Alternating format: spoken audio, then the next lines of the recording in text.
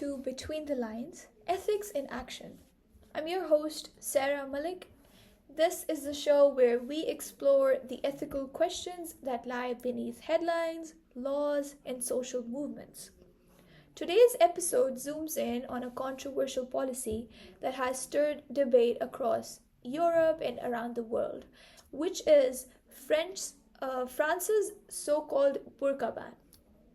On the surface, it's a law about public safety and secularism, but dig deeper and it becomes a case about cultural identity, personal autonomy, gender politics, and ethics. And in this topic, let me just say, this one really made me stop and think. Like, it's easy to say freedom of choice, but what happens when those choices make other people uncomfortable? To help us unpack it all, I'm joined by Dr. Jean Dubois, Professor of Ethics and Public Policy. Welcome, Dr. Jean. Bonjour, merci, Mademoiselle Sarah. Très content d'être ici.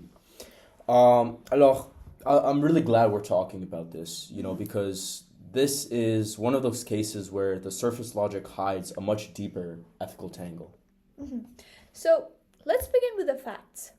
In September 2010, the French Parliament passed a law prohibiting people from covering their faces in public. While it applies to everyone on paper, including motorcyclists and protesters wearing masks, it quickly became known as the burqa ban. Mm-hmm. Why? Right, so because the law was passed in the context of growing debates about Muslim integration within France, it followed a law from, I believe, 2004 that banned conspicuous religious symbols in public schools, including hijabs, kippas, and large Christian crosses. I remember when this first hit headlines. There were protests, political debates, and I think many pieces in major newspapers. It wasn't just a French issue. Everybody around the globe was watching to see where it would lead. Mm-hmm. And honestly, I remember seeing those images of women being stopped by police, and I genuinely felt a knot in my stomach. Mm-hmm. It really felt off because even though I did not fully understand the law at that time, it felt really off. Yeah. So supporters of the ban argue that face coverings, especially burqas and niqabs, were incompatible with French value of secularism, equality, and public safety. Yeah. They said it was a law meant to protect both women and national identity. And notably, the fine for violating the law wasn't extreme. It was just 150 euros, I believe. So, but it still carried a symbolic weight, So yeah, no, exactly. And while looking at this, we need to remember the context, which really matters in this case. France has a very long colonial history with Muslim-majority countries like Algeria and Morocco. So this law really echoes long-standing tensions and cultural misunderstandings. So, not to mention, the law was challenged in 2014 at the European Court of Human Rights. But the court upheld the law, stating that it was about preserving conditions for living together. That phrase was left deliberately vague, which raised eyebrows. So, Yeah. And yet, despite court ruling, international human rights organizations express and continue to express their concerns. Groups like the Amnesty International argue that the law criminalized the way some women choose to dress. Yeah, that's interesting. So let's dig deeper into the ethical dilemma of this law. Is it ethical for a democratic government to limit religious and cultural expression in the name of protecting national values? Yeah, no, great question. And you see, for this specific case, it's a complicated balancing act. On one side, you have public policy concerns, secularism, gender equality, and security. You see, on the other hand, you have the individual right to freedom of religion, freedom of expression, and cultural identity. So the dilemma intensifies, actually, when the policy disproportionately affects a minority group. Mhm. So, some lawmakers insisted that the ban was meant to free women from oppression. Hmm. But that assumes women are being forced to wear burqa, which isn't universally true. Yeah, no, exactly. And that's really a critical point. Ethical paternalism often assumes that people can't make these really important decisions for themselves. It comes from a place of presumed superiority. If a woman chooses to wear a burqa for, spiritual reasons, for example, telling her that she can't is just another form of control. That's correct, because I feel it's so strange. Like, you Yeah. say you're protecting women, Hmm. and yet you're punishing them for what they wear. Yeah, So that just doesn't sit right with me. yeah. Also, there were social consequences of this law. I remember I saw this in an interview. A woman interviewed in The Guardian said that she stopped leaving her home entirely, and others reported verbal abuse and harassment. So, a law that was intended to promote inclusion resulted in exclusion. Yeah, So, kind of the opposite result yeah. there, which takes us to the principle of harm. It's like saying we're liberating you, but only on our terms. Exactly. That's not liberation. At the end of the day, that is not liberation. That's substitution of one kind of control for another. Even if the intent behind this so-called liberation was positive, if the policy causes more harm than good, its ethical foundation crumbles. Yeah, that was a great answer. So let's talk a little bit more about France's history. So France has a deep commitment to secularism, or what you call laicité. Laicité, yeah. Laicité. It's rooted in the French Revolution and reinforced in the 1905 law separating church and state. Yeah. But how does this principle interact with pluralism? Yeah. See, that's the tension. Laicité insists that religion stays out of the public sphere. But pluralism suggests the opposite, that diverse beliefs can coexist openly.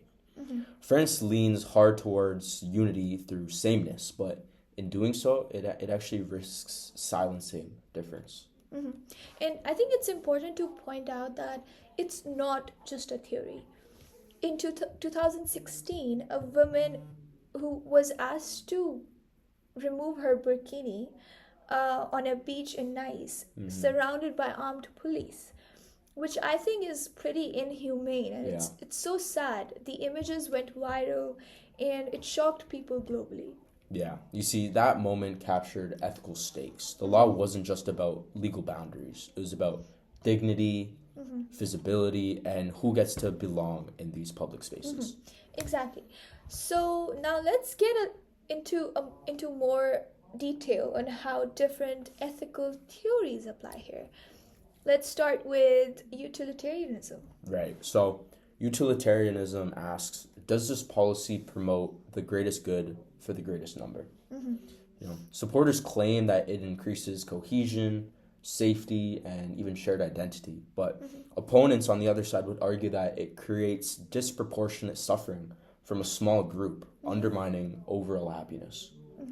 Okay, so I have to admit, when I first learned about utilitarianism, I thought, oh yeah, simple, just do what helps the most people. But I think this case really tests that logic. Yes.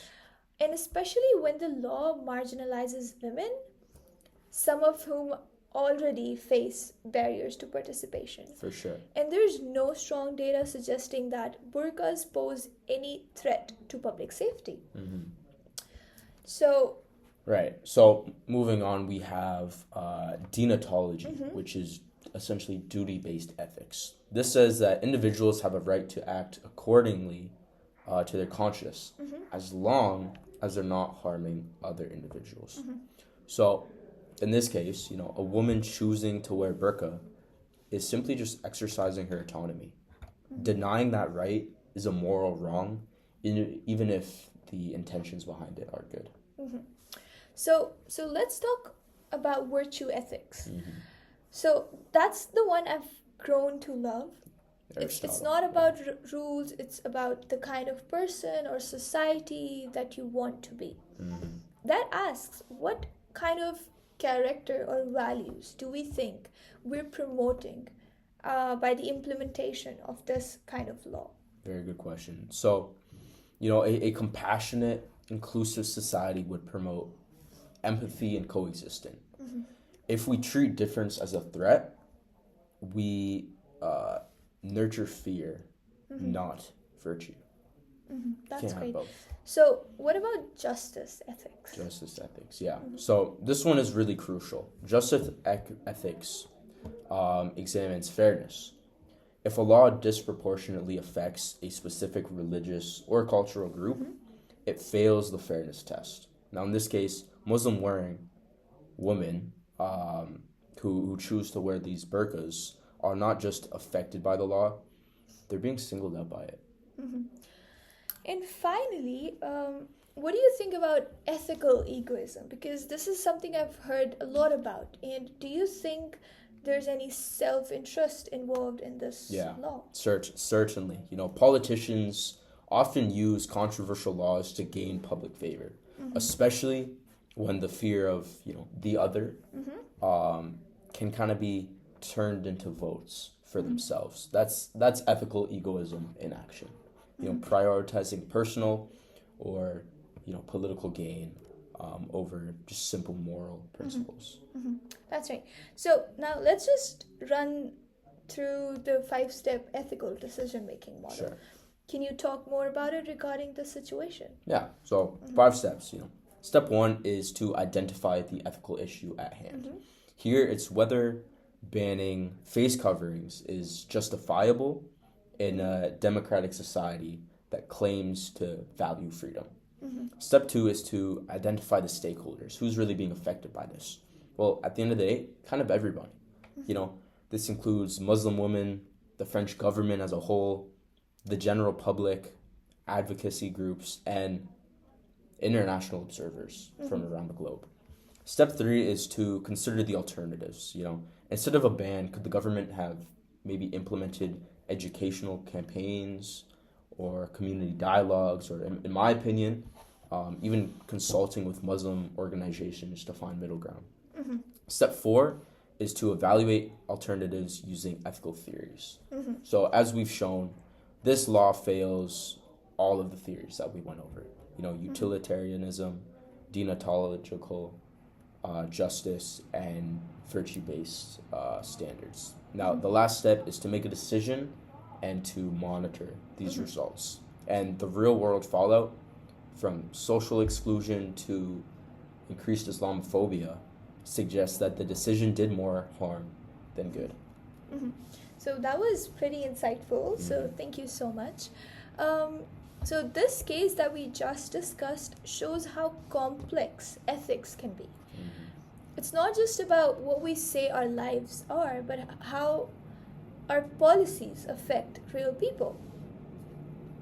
Yeah, and it really reminds us that ethical leadership means listening before legislating. Mm-hmm. It means looking beyond intent and evaluating outcomes.